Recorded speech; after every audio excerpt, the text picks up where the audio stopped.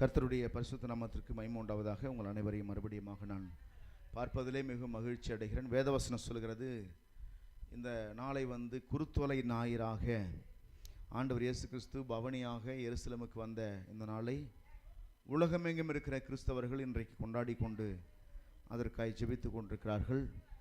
இந்த குருத்தோலை ஞாயிறிலே உங்கள் அனைவரையும் நான் மறுபடியுமாய் நான் சந்திப்பதிலே மகிழ்ச்சி அடைகிறேன். வேதத்தில் இந்த சம்பவங்களை எல்லாம் நாம் வாசித்து இந்த நாளில் என்ன செய்தார்கள், எப்படிப்பட்ட காரியங்கள் எல்லாம் செய்தார்கள், அவங்க வாழ்க்கையில் நடந்துச்சு என்பதையெல்லாம் நாம் பார்க்க போகிறோம். பாருங்க, ஆண்டவர் இயேசு கிறிஸ்து இந்த பூமியில் வருவார் என்பது தீர்க்கதரிசனமாய் உரைக்கப்பட்டது. இந்த உலகத்தில் பாவிகளுக்காய் மரிப்பார் என்பதும் தீர்க்கதரிசனமாய் உரைக்கப்பட்டது. கிட்டத்தட்ட அவருடைய பிறப்பு முதல் இந்த பூமியில் இறப்பு வரையிலும் இருக்கக்கூடிய எல்லா சம்பவங்களும் எதேச்சியாக தற்செயலாய் நடந்த சம்பவங்கள் அல்ல. அதெல்லாம் ஏற்கனவே உலகம் உண்டாவதற்கு முன்பதாகவே திட்டமிடப்பட்டவைகள். கிட்டத்தட்ட பல 100 வருஷத்துக்கு முன்பதாகவே தீர்க்க தரிசனமாக இயேசு கிறிஸ்து பூமியில் பிறப்பார், பிறந்து எப்படி வாழ்வார், என்னென்ன செய்வார், எப்படி மரிப்பார் என்பதெல்லாம், எப்படி உயிரோடு எழுந்திருப்பார் என்பதெல்லாம் தெளிவாக தீர்க்கதரிசிகள் மூலமாய் உலகத்தில் சொல்லப்பட்டது. அதெல்லாம் தீர்க்க தரிசன வசனங்களாய் எழுதி வைக்கப்பட்டன. பாருங்க, எந்தெந்த காரியத்தையெல்லாம் அவர் பூமியில் செய்வார் என்பதெல்லாம் ஏற்கனவே திட்டமிட்டு நடந்த சம்பவங்கள். இது எதுவுமே தற்செயலாக திடீரென்று இப்பொழுது நடந்த சம்பவங்கள் கிடையாது என்பதை நாம் எல்லாம் அறிந்திருக்கிறோம்.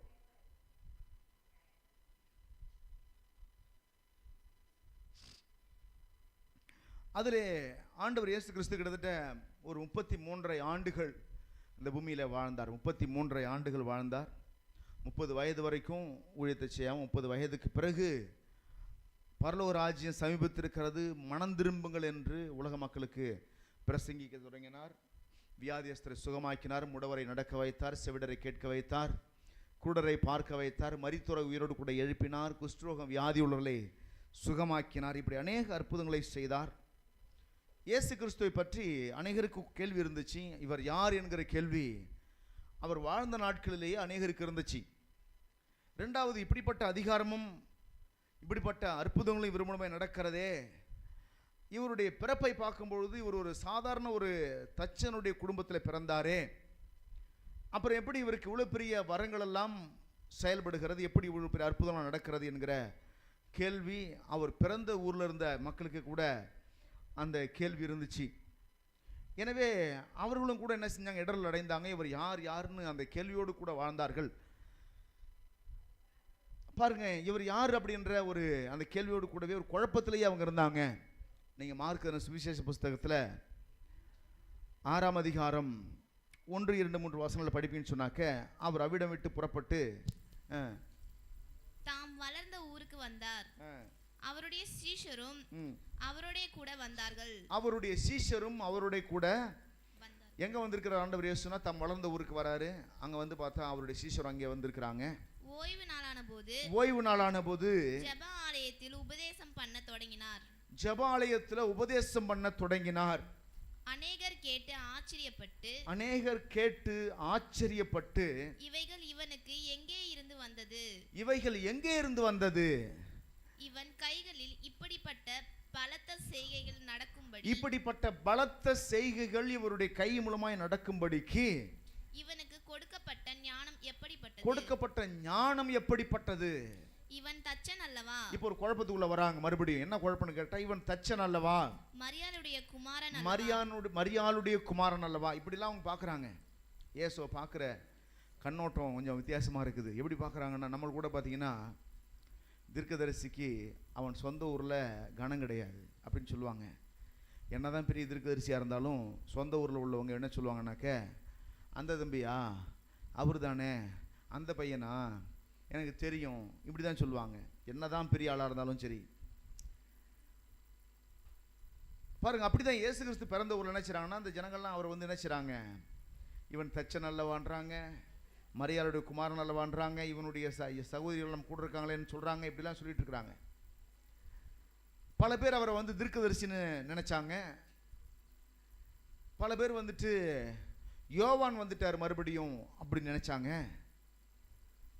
அவரோட கூட வாழ்ந்த சீஷர்களும் கூட குழப்பமடைஞ்சு ஒரு நாள் இவர் கடலில் போகும்பொழுது காற்று பலமாக இருக்கிறது, கடல் கொந்தளிக்கிறது, சீஷர்கள் எல்லாம் பயப்படுகிறார்கள், தண்டு வலிக்கிறதுல மிகவும் சோர்ந்து போகிறாங்க. அந்த நேரத்தில் என்ன நடக்குதுன்னா, அங்கே இருக்கிற சீஷர்கள் பயந்து கொண்டிருக்கிறத பார்த்துட்டு ஆண்டவர் இயேசு கிறிஸ்து எழுந்து காற்றையும் கடலையும் அதட்டுறாரு. அங்கே மிகுந்த அமைதி உண்டாகிறது.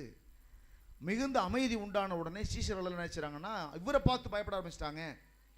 இவர் யாரோ காற்றுக்கும் கடலுக்கும் கட்டளையிடுறாரு, அவைகளும் இவருக்கு கீழ்ப்படுகிறதே. இவர் யாரோன்னு அவங்களும் கூட நினைச்சாங்க. அவர் கூட வாழ்ந்தாங்க, அவர் கூட சாப்பிட்டாங்க, அவர் கூடவே தான் இருந்தாங்க, அவர் பண்ணுற பிரசங்கத்தெல்லாம் கேட்டாங்க.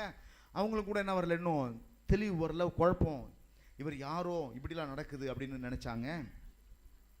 தேவனுடைய பிள்ளைகளே, அதுக்கு பிறகு பாருங்க, ஆண்டவர் இயேசு கிறிஸ்து என்ன செய்தார்னாக்க, ஒரு நாள் தம்முடைய சீஷர்களை பார்த்து கேட்கிறாரு, நீங்கள் என்னை யார் என்று நினைக்கிறீர்கள் அப்படின்னு கேட்கிறாரு. நீங்கள் என்னை யார் என்று நினைக்கிறீர்கள்?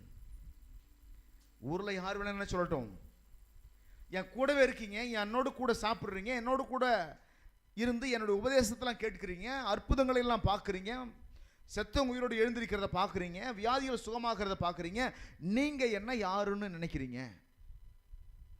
ஒரு மிகவும் கடினமான கேள்வி. இந்த கேள்விக்கு பதில் சொல்லி ஆகணும்.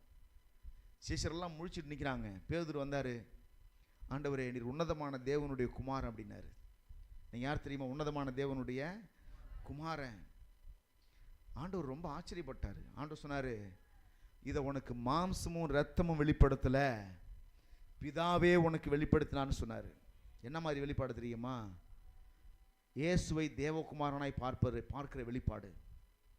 ஊரே சேர்ந்து இவன் தச்சனால வாடி கூட நிறைய பேர் சொல்லுவாங்க, இயேசு அந்த மதத்து கடவுள் தானே, இந்த மதத்து கடவுள் தானே, அந்த ஊரை அப்படி தானே இப்படி தானே சொல்லிட்டு இருப்பாங்க. இப்படிலாம் பலவிதமான காரியங்களை இயேசு கிறிஸ்து பற்றி சொல்லுவாங்க. ஆனால் இயேசு கிறிஸ்து யாரு அப்படின்னா, அவர் உன்னதமான தேவனுடைய குமாரன். எல்லாம் சொல்லுங்க, உன்னதமான தேவனுடைய குமாரன்.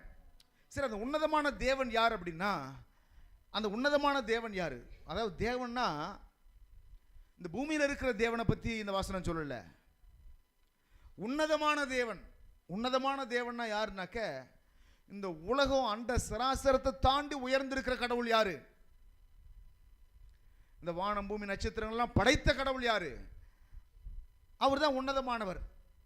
இந்த வானம் பூமி நட்சத்திரங்கள் மண்டலங்கள் எல்லாவற்றையும் கண்ட்ரோல் பண்ற தேவன் யாரு? அவர் தான் உன்னதமானவர், அவர் தான் பெரியவர். அந்த பெரிய தேவனுடைய குமாரன் தான் யாருனாக்க இயேசு கிறிஸ்து அப்படின்றாரு. அந்த உன்னதமான தேவனுடைய குமாரன் யாரு? இயேசு கிறிஸ்து அப்படின்றாரு. இப்போ நல்லா கவனிங்க, அந்த உன்னதமான தேவனுடைய குமாரன் யாருன்னா, அந்த உன்னதமானவர் யாருனாக்க, அவர் ராஜாதி ராஜா. எல்லாம் சொல்லுங்க, ராஜாதி ராஜாக்களை தள்ளி ராஜாக்களை ஏற்படுத்துகிறவர். இந்த பூமியில் யார் ஆளணும் யார் ஆளக்கூடாதுன்னு முடிவு இருக்கிறவர் யாருன்னா அவர் தான். இப்போ நான் கேட்குறேன், இந்த ராஜா பெரியவனா, ராஜாக்களை ஏற்படுத்துகிற அந்த ராஜா பெரியவரா? எந்த ராஜா பெரியவர்? பூமியில் சில பேர்லாம் ஒரு குறுநில மன்னர்களாக இருக்கிறாங்க. இந்தியாவை ஆள்றாங்க, தமிழ்நாட்டை ஆள்றாங்க, கேரளாவை ஆள்றாங்க, அமெரிக்காவை ஆள்றாங்க, ஆப்பிரிக்காவை ஆள்றாங்க. இப்படி பல நாடுகளை எல்லாம் குறுநிலங்கள் தான். பூமியை கூறு போட்டு இது என் நாடு இது ஓ நாடுன்னு ஆண்டு கொண்டிருக்கிறார்கள். இந்த ராஜாக்களை எல்லாம் யார் நியமிக்கிறார் அப்படின்னா, கர்த்தர் தான் நியமிக்கிறாராம், ஆண்டவர் தான் நியமிக்கிறார். வசனம் இப்படி சொல்லுது, சீட்டு மடியிலே போடப்படும், காரிய சித்தியோ கர்த்தரால் வரும். இப்ப நாமெல்லாம் எப்படி சொல்ல போறோம்னா, ஓட்டு மிஷின்லே போடப்படும், யார் ராஜா என்பது கர்த்தரால் தீர்மானிக்கப்படும். உங்களுக்கு எல்லாம் புரியுதா? உங்களுக்கு அவர் தான் நினைச்சாரு, இன்னார் தான் நாட்டை ஆளணும் என்பதெல்லாம் தீர்மானிக்கிறார். அவருடைய சித்தத்தை அன்றி ஒரு மனுஷன் கூட எந்த அதிகாரத்தையும் எடுத்துக்கொள்ள முடியாது, எந்த ஆளுமைக்கும் போக முடியாது. அவருடைய சித்தத்தை, அவருடைய விருப்பம் இல்லாமல், தேவனுடைய செயல் இல்லாமல் யாரும் வாழ்க்கையில் முன்னேறவே முடியாது. அதனால தான் அதெல்லாம் சிம்பாலிக்காக உங்களுக்கு சொல்லதான் தாவீதை ராஜாவாக்கி கட்டுறாரு, சவுலை ராஜாவாக்கி கட்டுறாரு, இந்த பூமியில் ராஜாக்களை உருவாக்கி காட்டுறாரு. என்னை பற்றி என்னன்னு நினைச்சிட்டு இருக்கீங்க? நான் அந்த ராஜாக்களை உருவாக்குறேன் என்பதை நீங்கள் அறிந்து கொள்ளதான் அப்படி செய்து காட்டுறாரு. பாருங்க, அந்த ராஜா வானத்தின் பூமி அண்ட சராசரனை ஆளுகை செய்கிற ராஜா யாருன்னா அவர் தான் பிதாவாகிய தேவன், அவர் தான் யாவே. ஆமேன் சொல்லாமா? ஹல்லேலூயா. அவர் பேர் என்ன? ஏகவா ஈரே. ஏகவா ஷம்மா, ஏகவா ரூபா, ஏகவா ரஃபா, ஏலோஹிம், எல்ஷடாய். அந்த தேவன், அவருக்கு பல நாமங்கள் இருக்குது. எல்லா பேருமே அவருக்கு இருக்கிற பேர் எல்லாமே காரண பெயர்கள் தான். அவருக்கு இந்த பேர் தான் கிடையாது, எல்லாம் காரண பெயர்கள். அவருக்கு சொல்லணும்னா எத்தனை பேரை வச்சு சொல்றது?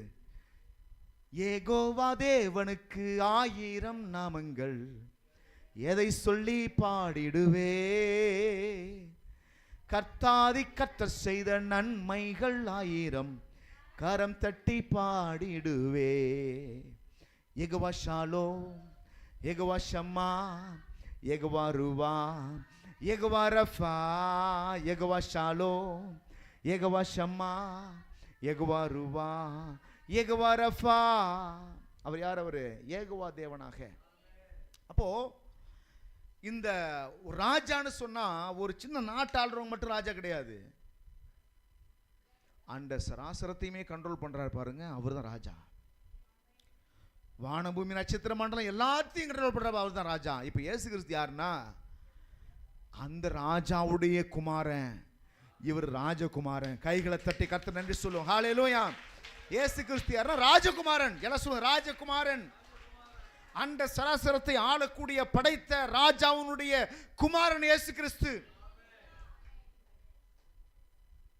இந்த வெளிப்பாடு தான் யாருக்கு வந்துச்சுன்னா பேதுருவுக்கு வந்துச்சு. அவர் சொல்றாரு, நீர் உன்னதமான தேவனுடைய குமாரன், நீ ராஜகுமாரன்.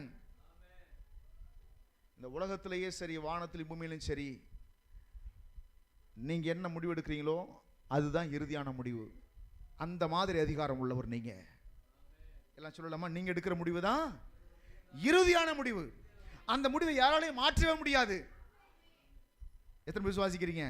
கர்த்தர் எடுத்த முடிவை யாராலும் என்ன செய்ய முடியாது? மாற்றவே முடியாது.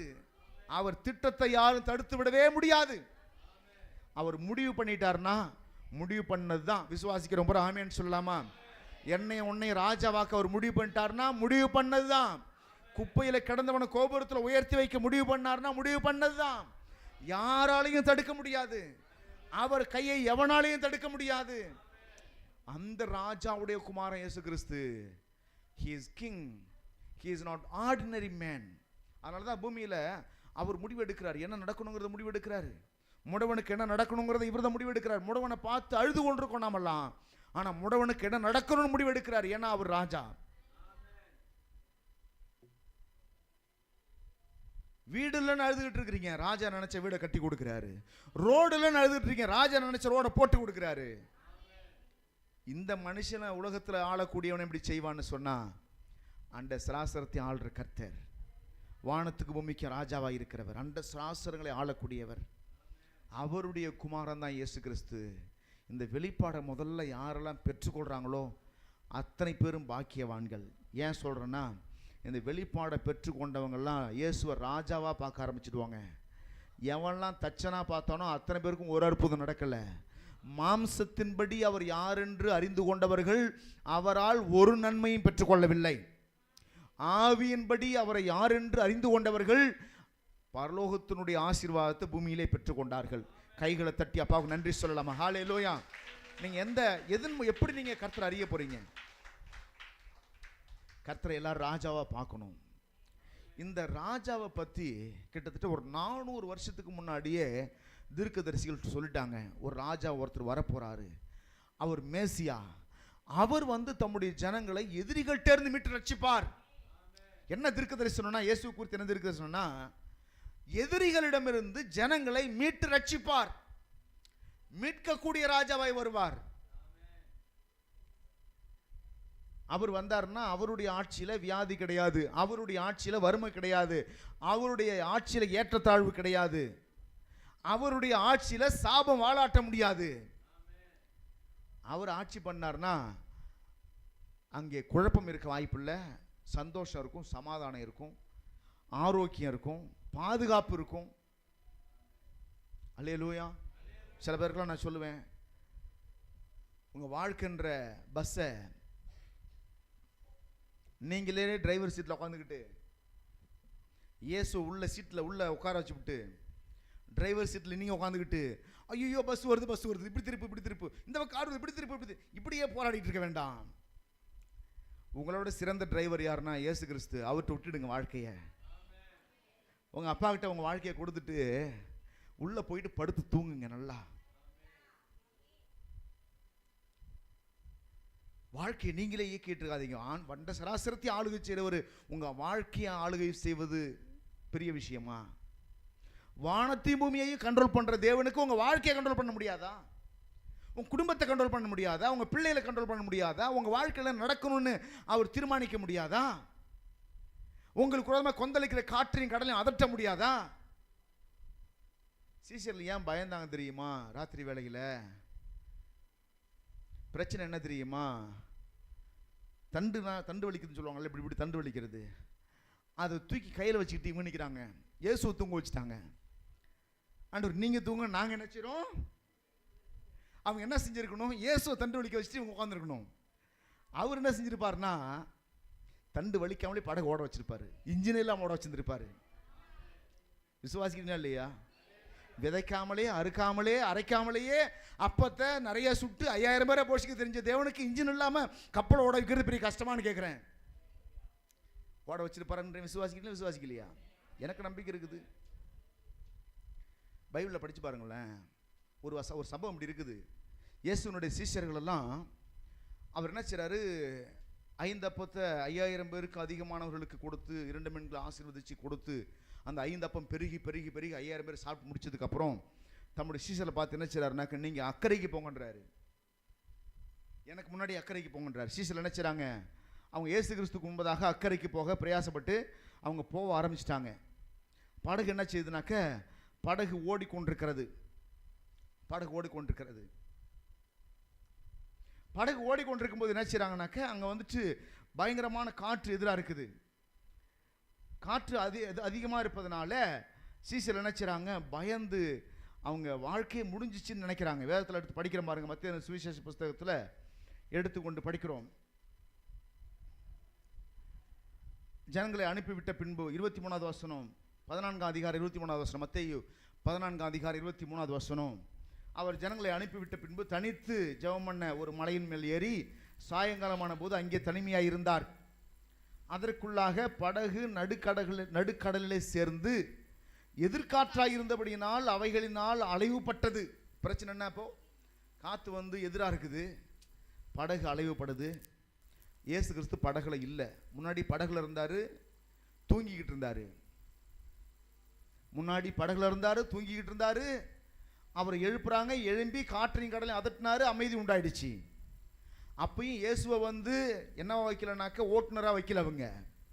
இவங்க ஓட்டுனாங்க, அவர் தூங்க வச்சுட்டாங்க. எல்லாம் கவனிங்க. இங்கே எல்லாம் முழிச்சிட்டு இருக்கீங்களா? முழிச்சிட்டு இருக்கோம், கையை உயர்த்தி அல்லேலூயா சொல்லலாமா? அல்லேலூயா. அங்கே இயேசுவை தூங்க வச்சுட்டு இவங்க தண்டு வலிச்சிட்டு கஷ்டப்பட்டாங்க. இயேசு காற்றின் கடலையும் அதட்டிட்டு பிறகு அவங்கள கரை சேர்த்தார். எல்லாம் கவனிங்க.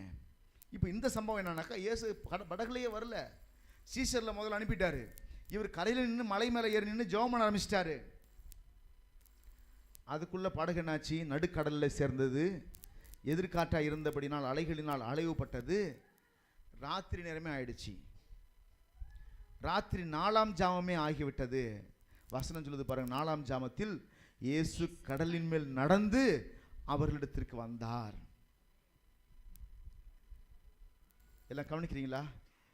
ராத்திரி 4ஆம் ஜாமத்தில் இயேசு கடல் மேல் நடந்து அவர்களிடத்தில் வந்தார். இப்போ என்ன நடந்துச்சு அப்படின்னா, அவர் கடல் மேல் நடக்கிறதை சீஷர்கள் கண்டு கலக்கமடைந்து ஆவேசம் என்று சொல்லி பயத்தினால் அலறினார்கள். இப்போ முதல்ல காற்றை பார்த்து பயம். இப்போ இயேசு நடந்து வந்தார் பாருங்க, இது என்னடா அதிசயமா இருக்குது, எப்படி இவர் கடல் மேல் நடந்து வராரு, இது கண்டிப்பா இயேசுவா இருக்க வாய்ப்பில்லை, இது என்னது பேய் தான் வந்துருச்சுன்னு சொல்லி என்ன செய்றாங்க? சீஷர்கள் எல்லாம் பயத்தினால் அலறினார்களாம். எப்படி கத்திருப்பாங்கன்னு நினைக்கிறீங்க? அலறுதுன்னா எப்படி? வார்த்தைலாம் வராது, ஆங்கிறதா ஓங்கிறதா ஏங்கிறதா என்னன்னு சொல்ல தெரியாது. கத்த வேண்டியதான் நடந்துக்கிட்டு ஐயோ அம்மா அப்பான்னு தப்பிச்சு ஓட முடியாது. தரையாக இருந்தால் கூட படகு விட்டு இறங்கி ஓடி போயிடலாம், இருக்கிறது கடல். சீஷர்கள் எல்லாம் பயத்தினால் அலறினார்கள். உடனே இயேசு அவர்களோட பேசி, திடன் கொள்ளுங்கள், நான் தான், பயப்படாதீர்கள் என்றார். இப்பெல்லாம் கவனிங்க. இப்போ நான் சொல்கிறேன், நான் முன்னாடி சொன்னேன் இல்லையா, இயேசுவை ஓட்டுநராக வச்சா துடுப்பு போடாமலேயே படகு கரைக்கு போயிடும். கடல் மேலேயே நடந்து வந்தவருக்கு துடுப்பு போடாமலேயே கரையில் கொண்டு படகு விடுறது சாதாரண காரியமா இல்லையா? ஆமேன்னு சொல்லலாமா? சொல்ற அல்லேலூயா. இப்போ இந்த படகை வலிச்சுட்டு கிட்டத்தட்ட 4ஆம் ஜாமம் வரைக்கும், சாயந்தரம் ஆரம்பிச்சு ஒரு 6 மணிக்கு படகு ஓட்ட ஆரம்பிச்சு 4 மணி வரைக்கும் படகு ஓட்டிருக்கிறாங்க. இப்போ எவ்வளோ தூரம் போயிருப்பாங்க? அவ்வளோ தூரத்தையும் இயேசு கிறிஸ்து மிக வேகமாக நடந்து வந்தார். கிட்டத்தட்ட எல்லாம் பயப்படுறாங்க. நான் தான், பயப்படாதீங்க, திடன் கொள்ளுங்க அப்படின்னு சொல்றாரு. சொல்லிட்டு அப்போ பேதுரு என்ன செய்யற, நானும் நடந்து வரட்டுமான்னு கேட்குறேன். நடந்து வான்னு சொன்னார். நீரே ஆனால் ஆண்டவர் நானும் நடக்கணும் கடல் மேலே சொன்னான். வா அப்படின்னாரு. பிறகு நடந்தான்.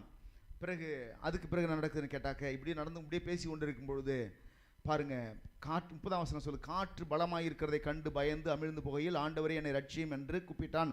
உடனே இயேசு அவன் கையை நீட்டி அவனை பிடித்து அற்ப விசுவாசி ஏன் சந்தேகப்பட்டாய் என்றார். அவர்கள் படவில் ஏறின உடனே,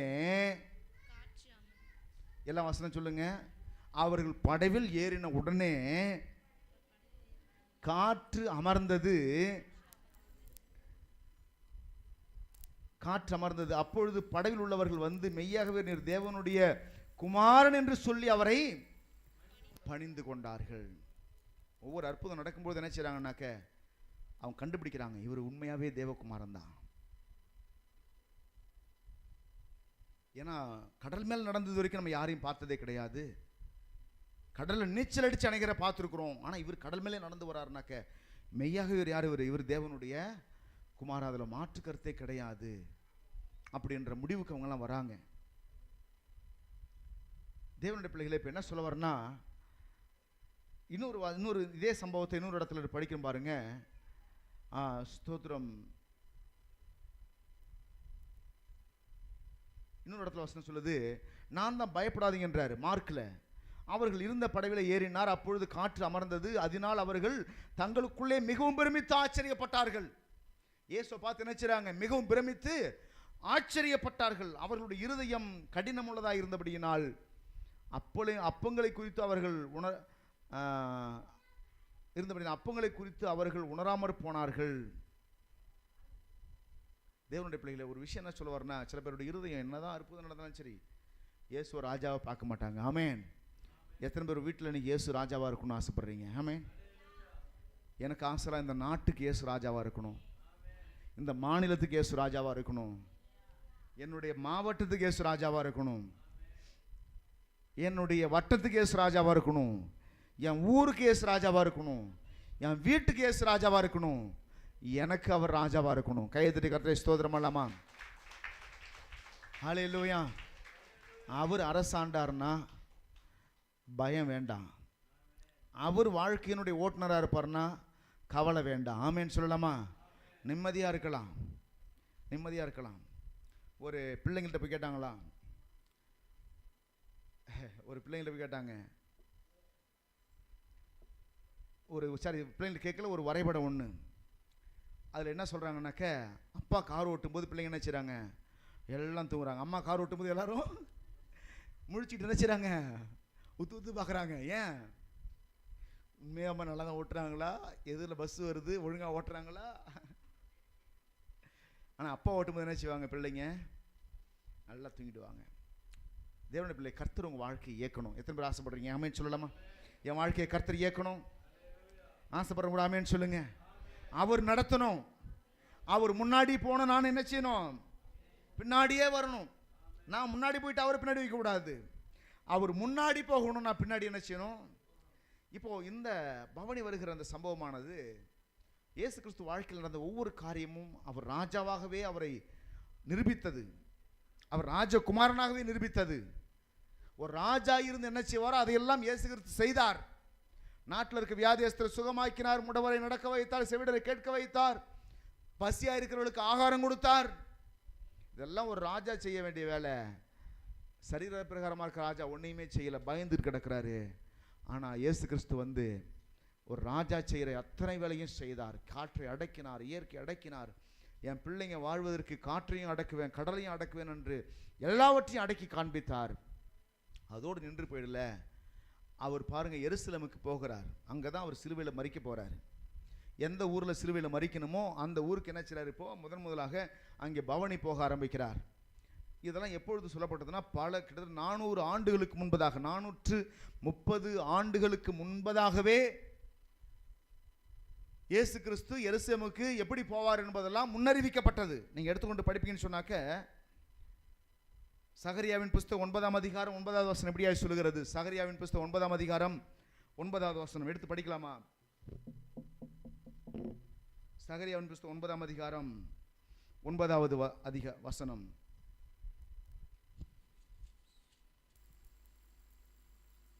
சீயோன் குமாரத்தியே மிகவும் களிக்கூறு, எருசலேம் குமாரத்தியே கெம்பீரி. அதாவது குமாரத்தியனுக்குன்னா மனுஷனை பற்றி சொல்லுதுன்னு நினைக்காதீங்க. எருசலேம் குமாரத்தியானா எருசலேம் நகரத்தை பற்றி சொல்கிறாரு. சீயோன் குமாரத்தியானா எருசலேம் பற்றி தான் பேசுகிறாரு. எல்லாம் கவனிங்க, இந்த வசனம் இப்படி சொல்லுது. எருசலேம் குமாரத்தியே என்ன செய்யணும்? களிக்கூறு. ஏன் களிக்கூறணும் அப்படின்னா படிங்க. இதோ உன் ராஜா உன்னிடத்தில் வருகிறார். அல்லேலூயா சொல்லலாமா? எத்தனை ஆண்டுகளுக்கு முன்னாடி சொல்லப்பட்டது? 430 ஆண்டுகளுக்கு முன்னாடி சொல்லப்பட்டது. இதோ உன் ராஜா உன்னிடத்தில் வருகிறார். பக்கத்தில் பார்த்து சொல்லுங்களேன், இயேசு உங்கள் வீட்டுக்கு வந்திருக்கிறாரா? இயேசு உங்கள் வாழ்க்கையில் வந்திருக்கிறாரா? இயேசு உங்கள் இருதயத்துக்குள்ளே வந்திருக்கிறாரா? எருசலேம் குமாரத்தியே இதோ உன் ராஜா உன்னிடத்தில் வருகிறார். ஆமென். நல்ல கவனிங்க, இந்த இடத்துல தீர்க்க தரிசனமாய் சகரியா சொல்றாரு. எருசலேம் நகரத்தை பார்த்து தீர்க்க தரிசனம் உரைக்கிறாரு. எருசலேம் குமாரத்தியே உன் ராஜா உன்னிடத்தில் வருகிறார். அவர் யார்? அவர் நீதி உள்ளவரும் ரட்சிக்கிறவரும் தாழ்மையுள்ளவரும் கழுதையின் மேலும் கழுதை குட்டியாகிய மரியின் மேலும் ஏறி வருகிறவருமாய் இருக்கிறார். கைகளை தட்டி கர்த்தரை ஸ்தோத்திரம் பண்ணு. முதல்ல உங்ககிட்ட வர்றது யாரு தெரியுமா? உன்னை ஆளக்கூடிய ராஜா வருகிறார். எல்லாம் சொல்லுங்க, யார் வரா சொல்லுங்க? ஆளக்கூடிய ராஜா. உன் வாழ்க்கையில் நன்மையான ஆசீர்வாதங்களை கொண்டு வருகிற ராஜா, உன்னை உயர்த்தி வைக்கிற ராஜா, உன்னை ரட்சிக்கிற ராஜா. இந்த வசனம் சொல்கிறது அவர் யாருன்னா அவர் நீதி உள்ள ராஜாவாய் வருகிறார். பிறகு எப்படி வராரு? நீதி உள்ளவரும்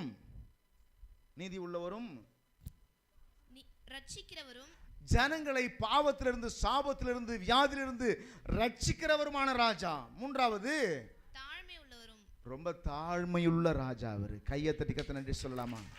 பெருமையுள்ள ராஜா கிடையாது.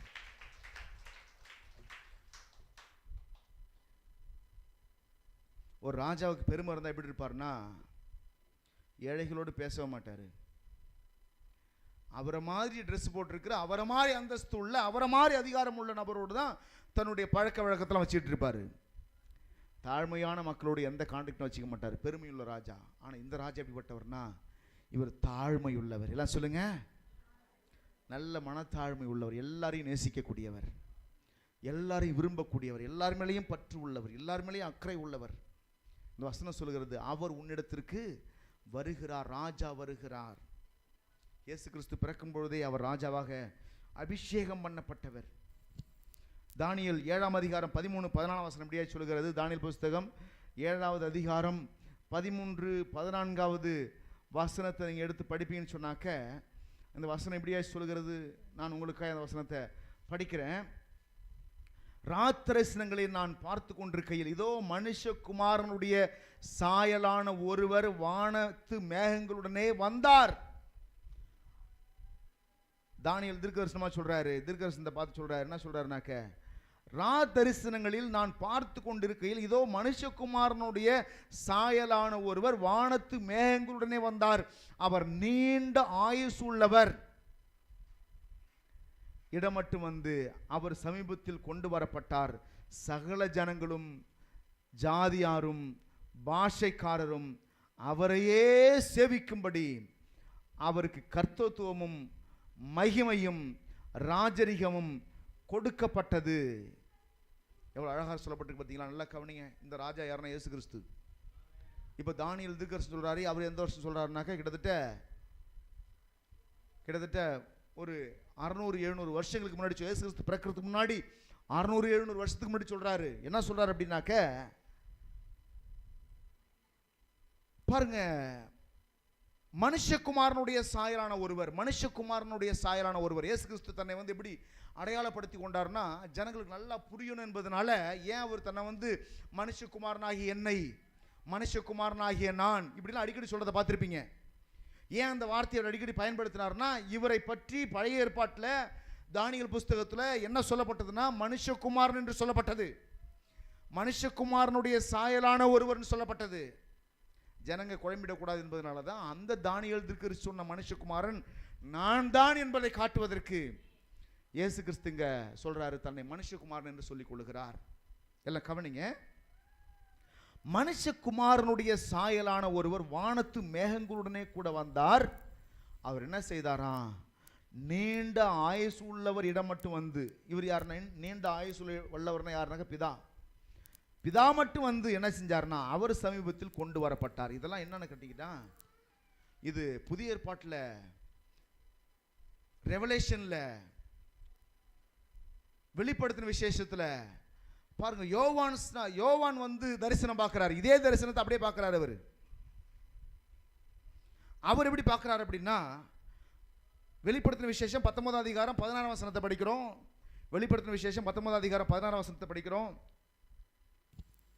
அங்க இந்த யோவான் எப்படி வெளிப்பாட பார்க்கிறார்னா, இயேசு கிறிஸ்து குறித்து பார்க்கிறார்னா, பரலோகத்தில் உள்ள சேனைகள் வெண்மையும் சுத்தமுமான மெல்லிய வஸ்திர தரித்தவர்களாக, பாருங்க, வானத்தில் உள்ள சேனைகள் எல்லாம் என்ன செய்யுதுனாங்க, சேனைகள் தூதர்கள் கூட்டம்லாம் மெல்லிய வஸ்திரம் தரித்தவர்களாக. படிங்க. வெள்ளை குதிரைகளின் மேல் ஏறி அவருக்கு பின் சென்றார்கள். படிங்க. புறஜாதிகளை வெட்டும்படிக்கு அவருடைய வாயிலிருந்து கூர்மையான பட்டயம் புறப்படுகிறது. இருப்புக்கோலால் அவர்களை அரசாளுவார். இருப்புக்கோலால் 16 வசனம் என்ன சொல்லுதுனாக்க 19-16 வசனத்தை மாற்றி படிக்கிறேன்னு நினைக்கிறேன். 19-16 ராஜாதி ராஜா கர்த்தாதி கர்த்தா என்னும் நாமம் அவருடைய வஸ்திரத்தின் மேலும் அவருடைய தொடையின் மேலும் எழுதப்பட்டது. இயேசு கிறிஸ்து யார் சொல்லுங்க? ராஜாதி ராஜா கர்த்தாதி கர்த்தா. சொல்லுங்க, ராஜாதி ராஜா கர்த்தாதி கர்த்தா. ஸ்தோத்திரம். பாருங்க, அவர் வந்து எப்படிப்பட்டவர்னாக்க ராஜாதி ராஜாவாக இருக்கிறார். அவருடைய தரிசனத்தை யோவான் ஸ்நானகன் கண்டு பார்க்கிறார். எப்படி சொல்றாருனாக்க, புறஜாதிகளை வெட்டும்படிக்கு அவருடைய வாயிலிருந்து கூர்மையான பட்டயம் புறப்பட்டது. இருப்புக்கோளால் அவர்களை அரசாளுவார். அவர் சர்வ வல்லமையுள்ள தேவனுடைய உக்கிர கோபமாகிய மது உள்ள ஆலையை மிதிக்கிறார். ராஜாதி ராஜா கர்த்தாதி கர்த்தரா என்னும் நாமம் அவருடைய வஸ்திரத்தின் மேலும் அவருடைய தொடையின் மேலும் எழுதப்பட்டிருந்தது. பாருங்க, அவர் ஒரு ராஜா. அவர் ஒரு ராஜா. இதை தான் நம்ம வந்துட்டு தானியேலில் படிக்கிறோம். தானியேலில் படிக்கும்பொழுது அங்கே சொல்லப்பட்டிருக்கிறது. தானியேல் என்ன சொல்கிறாரு? தானியேலில் படிக்கும்பொழுது 19 தானியேலில் 7ஆம் அதிகாரத்தில் அதில் 13-14 வசனத்தை படிக்கிறோம். அங்கே சொல்லப்பட்டிருக்குது பாருங்க. ராதரிசனங்களில் பார்க்குறாரு. அவர் சொல்கிறாரு, மனுஷகுமாரனுடைய சாயலான ஒருவர் வானத்து மேகங்களுடனே வந்தார். அவர் நீண்ட ஆயுசுள்ளவர் மட்டும் வந்து அவர் சமீபத்தில் கொண்டு வரப்பட்டார். சகல ஜனங்களும் ஜாதியாரும் பாஷைக்காரரும் அவரை தவிர வேற எதையும் செவிக்க முடியாது, அவரையே செவிக்கும்படிக்கு. இந்த உலகத்தில் பிறந்திருக்க நிறைய மக்கள் பலவிதமான கடவுளை வணங்கிட்டு இருக்காங்கல்ல. ஒரு நாள் வரப்போகிறது. அது எந்த நாள் என்று சொன்னால், இந்த உலகத்தில் வாழக்கூடிய அத்தனை மக்களும் இயேசுவை மட்டுமே வணங்கக்கூடிய நாள் வந்து கொண்டிருக்கிறது. கைகளை தட்டி கர்த்தரை ஸ்தோத்திரம் பண்ணுவோம்.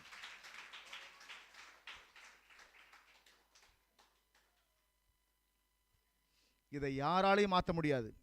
யாராலையும் என்ன செய்ய முடியாது? மாற்ற முடியாது. ஏன்னா வசனம் இதெல்லாம் கொடுக்கப்பட்டது, அப்படியே தீர்க்கதரிசனம் உரைக்கப்பட்டது. வசனம் சொல்லுகிறது, சகல பாஷைக்காரரும் அவரையே சேவிக்கும்படி அவருக்கு கர்த்தத்துவமும் மகிமையும் ராஜரிகமும் கொடுக்கப்பட்டது. அவருடைய கர்த்தத்துவம் நீங்காத நித்திய கர்த்தத்துவம், அவருடைய ராஜ்யம் அழியாததுமாய் இருந்தது. எல்லாம் சொல்லுங்க, ராஜ்யம் அழியாததுமாய் இருக்கும். அல்லேலூயா.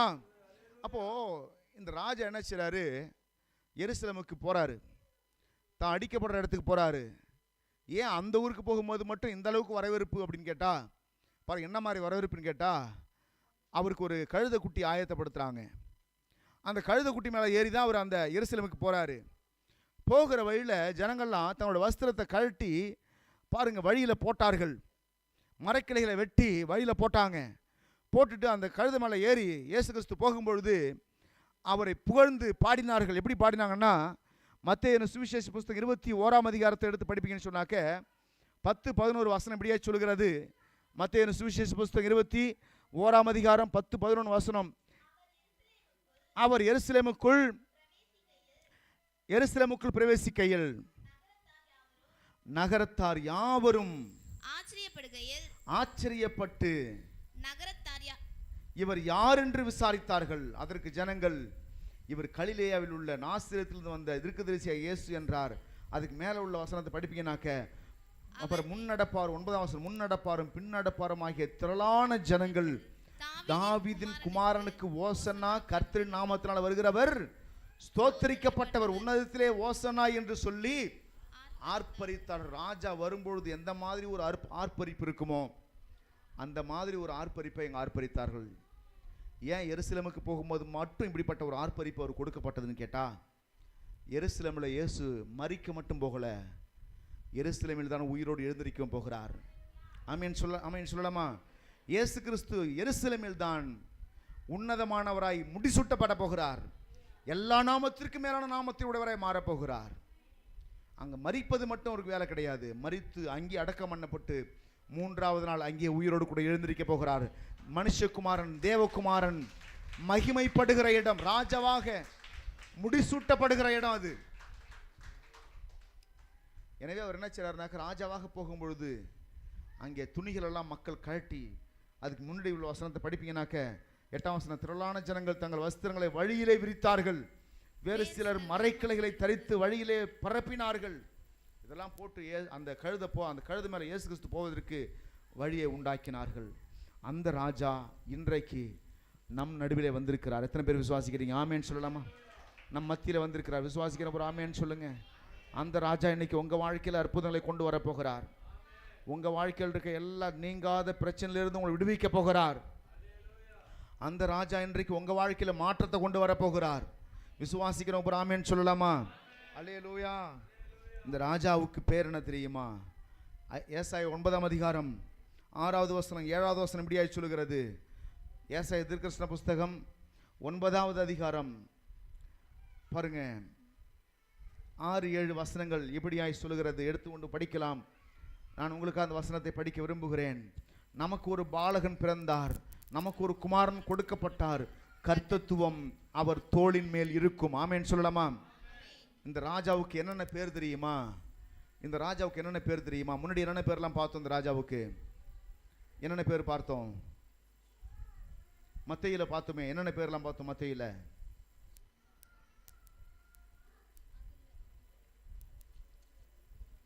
மத்தேயுல என்னென்ன பேர்லாம் பார்த்து? 21ஆம் அதிகாரத்தில் என்னென்ன பேர்லாம் பார்த்தீங்க? சத்தமா சொல்லுங்க. நீதி உள்ளவர். இவர் யார் சொல்லுங்க? நீதி உள்ளவர், ரட்சிக்கிறவர், தாழ்மையுள்ளவர். எல்லாம் சொல்லுங்க. நீதி உள்ளவர், ரட்சிக்கிறவர், தாழ்மையுள்ளவர். இந்த ராஜாவுக்கு இன்னும் நிறைய பேர் இருக்குது. அது என்ன பேர்னா, ஏசாயா கொடுக்கப்பட்டு சொல்லப்பட்டிருக்குது, கர்த்தத்துவம் அவர் தோளின் மேல் இருக்கும், அவர் நாமம் அதிசயமானவர். இந்த ராஜாவுக்கு பேர் என்ன சொல்லுங்க? யாராலையும் கண்டுபிடிக்க முடியாது அவர் எப்படிப்பட்டவர்னு. இயேசு முழுசா நான் படிச்சு முடிச்சுட்டேன்னு சொல்லி யாராலையும் என்ன செய்ய முடியாது, சொல்லவே முடியாது. இயேசு கிறிஸ்துனா இவ்வளவுதான் யாராலையும் சொல்ல முடியாது. அதிசயமானவர். அவருடைய பிறப்பில் அதிசயம் இருந்துச்சு, இறப்பில் அதிசயம் இருந்துச்சு, உயிரோடு கூட எழுந்திருக்கிற காரியத்திலையும் அதிசயம் இருந்துச்சு. கைகளை கர்த்தரை ஸ்தோத்திரம் பண்ணுவோம். பிறந்தது அதிசயம், மரித்தது அதிசயம், உயிரோடு கூட எழுந்தது அதிசயம். அவருக்கு பேர் என்னது? அதிசயமானவர். பிறப்ப பாருங்க, எப்படி பிறந்தாரு? சராசரி மனுஷன் பிறக்கிறது போல பிறக்கல, இவர் வித்தியாசமா பிறந்தாரு. மனுஷனால புரிந்து கொள்ள முடியாத மாதிரி பிறந்தாரு. இறந்ததை பாருங்க, அது ரொம்ப அதிசயம். இப்படி மனுஷகுமாரன் சாவார்னு, இப்படி தேவகுமாரன் சாவார்னு யாரும் நினைச்சு கூட பார்க்கல. வித்தியாசமாக மரித்தார். இயேசு கிறிஸ்து மரித்தவராக இருப்பான்னு நினைச்சாங்க. மூன்றாவது நாள் உயிரோடு கூட எழும்பி தன்னை உயிருள்ளவராய் காண்பித்தார். பிறப்பு அதிசயம், இறப்பு அதிசயம், உயிரோடு கூட எழுந்ததும் அதிசயம். வாழும்பொழுது அநேக அதிசயங்களை செய்தார். அவருக்கு பேரே அதிசயமானவர். இரண்டாவது ஆலோசனை கர்த்தர், மூன்றாவது வல்லமையுள்ள தேவன், நான்காவது நித்திய பிதா, ஐந்தாவது சமாதான பிரபு. எல்லாம் சொல்லுமா சமாதான பிரபு? எல்லாம் வாயை திறந்து சொல்ல சமாதான பிரபு. நிச்சயமாக நான் சொல்றேன், உங்க வாழ்க்கையில் இன்னைக்கு ஆண்டவர் சமாதான பிரபுவாக இயேசு வந்து உங்க வாழ்க்கையில் இருக்க எல்லா குழப்பங்களையும் கர்த்தர் நீக்கப்படுவார். ஆமென். எல்லா தத்தளிப்புகளையும் கர்த்தர் நீக்கப்படுவார். எல்லா பிரச்சனைகளை கர்த்தர் மாற்றுவார். இன்னைக்கு நிறைய பேர் குழப்பத்தில் இருக்கீங்க. கணவன் மனைவிக்குள்ள பிரச்சனை, பிள்ளைகளுக்குள்ள பிரச்சனை, பக்கத்து வீட்டில் பிரச்சனை, பிசினஸ்ல பிரச்சனை, எல்லா குழப்பமும் மாறும். விசுவாசிக்கிறவங்க ஆமென் சொல்லுங்க. குழப்பங்கள் எல்லாம் மாறும். எல்லாம் சொல்லுங்க, குழப்பங்கள் எல்லாம் மாறும், கஷ்டம் எல்லாம் மாறும், கண்ணீர் எல்லாம் மாறும். எல்லாரும் எழுந்திருக்கலாம். அப்படியே எழுந்து நின்று ஆண்டவரை ஸ்தோத்திரம் பண்ண போறோம் எல்லாருமே. ஹல்லேலூயா. நன்றி ஆண்டவர், நன்றி கர்த்தாவே.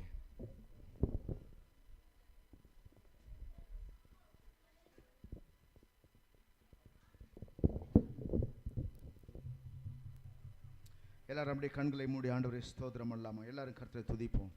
எல்லாரும் கர்த்தரை துதிப்போம். கர்த்தரை ஸ்தோத்திரம் பண்ணி மகிமைப்படுத்தி அவரை கனப்படுத்தி எல்லாரும் மகிமைப்படுத்தி இயேசுவை ஸ்தோத்திரம் பண்ணலாமா?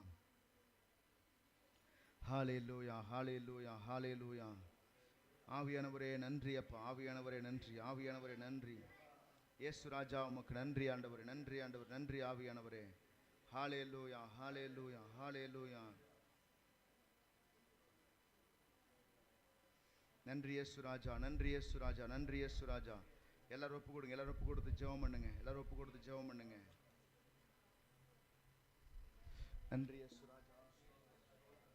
ஸ்தோத்திரம், ஸ்தோத்திரம். எல்லாரும் கண்களை மூடி அப்படியே ஸ்தோத்திரம் பண்ணலாமா? ராஜாதி ராஜாவை மகிமைப்படுத்தலாமா? இயேசு ராஜா இன்னைக்கு முன்னே செல்கிறார். அவருக்கு ஓசன்னா என்று பாட வேண்டும். உன்னதத்தில் இருக்க தேவனுக்கு மகிமைன்னு பாடணும். ஹல்லேலூயா. யோசனையில் பெரியவரே,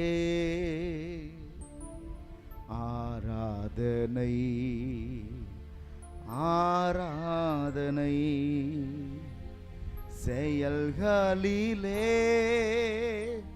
வல்லவரே, ஆராதனை ஆராதனை. யோசனையில் பெரியவரே,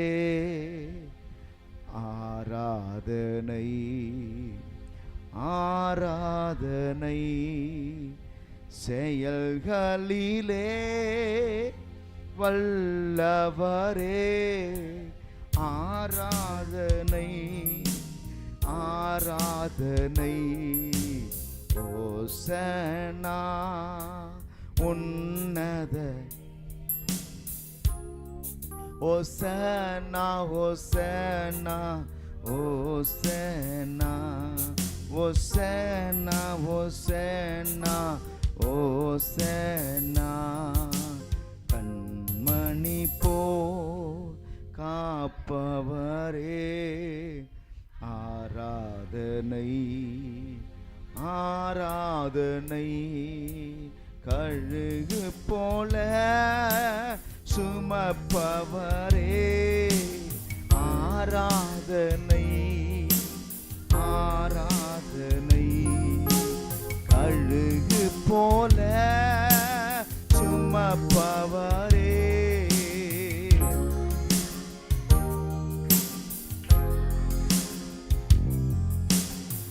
ஓசன்னா உன்னத தேவனே, ஓசன்னா ஓசன்னா ஓசன்னா.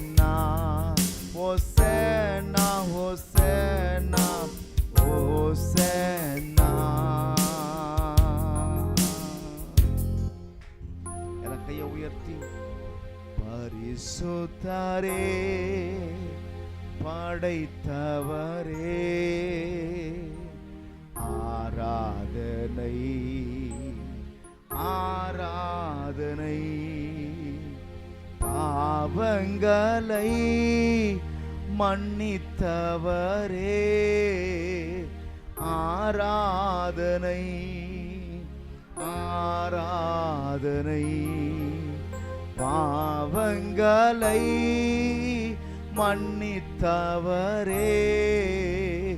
ஆராதனை ஆராதனை ஓசன்னா உன்னத தேவனே ஓசன்னா ஓசன்னா எல்லாம் சேர்ந்து ஓசன்னா ஓசன்னா. ஆண்டவரை பார்த்து எல்லாரும் சொல்ல போறோம், ஆண்டவரே உன்னதத்தில் இருக்கிற தேவனுக்கு மகிமையும் பூமியிலே சமாதானமும் மனுஷர் மேல் பிரியமும் உண்டாவதாக என்று சொல்லி நீர் பிறந்த பொழுது உம்மை தேவதூர்கள் எல்லாம் துதித்தார்கள். ஆண்டவரே நீங்க மரணத்தை நோக்கி எருசலேமுக்கு பயணம் போகும் பொழுது உன்னதத்திற்கு தேவனுக்கு ஓசன்னா என்று சொல்லி மகிமைப்படுத்தினார்கள். ஆண்டவரே இன்றைக்கு எங்கள் ராஜா நீங்க எங்கள் மத்தியில் வந்திருக்கிறீங்க, எங்கள் ராஜாதி ராஜாவா வந்திருக்கிறீங்க, எங்கள் கர்த்தாதி கர்த்தராக வந்திருக்கிறீங்க. ஓ உம்மை துதிக்கிறேன் கர்த்தாவே, எல்லாரும் சேர்ந்து சொல்லலாமா? உம்மை துதிக்கிறோம் ஆண்டவரே. ஓ ஹல்லேலூயா ஹல்லேலூயா. நன்றி சொல்லலாமா? நன்றி ஆண்டவரே, நன்றி அப்பா, நன்றி அப்பா, நன்றி அப்பா, நன்றி அப்பா. ஹல்லேலூயா. நன்றி இயேசுராஜா. எல்லாரும் ஒப்பு கொடுத்து ஜெபம் பண்ணுங்க, எல்லாரும் ஒப்பு கொடுத்து ஜெபம் பண்ணுங்க.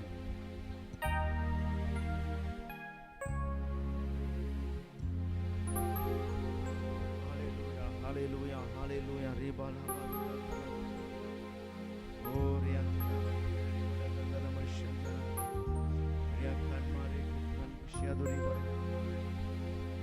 ஹல்லேலூயா ஹல்லேலூயா ஹல்லேலூயா. எல்லாரும் ஒப்பு கொடுத்து ஜெபம் பண்ணுங்க, எல்லாரும் ஒப்பு கொடுத்து ஜெபம் பண்ணுங்க. தேவனுடைய பிரசன்னத்தை அர்ப்பணித்து ஜெபம் பண்ணுங்க, தேவனுடைய கரத்தில் அர்ப்பணித்து ஜெபம் பண்ணுங்க. பரிசுத்த ஆவியானவர் இன்றைக்கு உங்களை ஆளுகை செய்யட்டும், உங்களை ஆசீர்வதிக்கட்டும், உங்க சூழ்நிலைகள் மாறட்டும், உங்களுக்கு கவலை கண்ணீர் எல்லாம் மாறட்டும். ஹல்லேலூயா ஹல்லேலூயா ஹல்லேலூயா. நன்றி ஆவியானவரே, நன்றி ஆவியானவரே, நன்றி ஆவியானவரே, நன்றி ஆவியானவரே. உம்மை துதிக்கிறோம், உம்மை துதிக்கிறோம், உம்மை துதிக்கிறோம், உம்மை துதிக்கிறோம், உம்மை துதிக்கிறோம் ஆண்டவரே. உம்மை ஸ்தோத்திரிக்கிறோம், உம்மை போற்றுகிறோம், உம்மை வாழ்த்துகிறோம் கர்த்தாவே. எங்கள் ராஜா எங்கள் நடுவில் அற்புதங்களை செய்கிறவர், எங்கள் நடுவில் அற்புதங்களை செய்கிற ராஜா நீங்க ஆண்டவரே. எங்களை வாழ வைக்கிற ராஜா நீங்க ஆண்டவரே.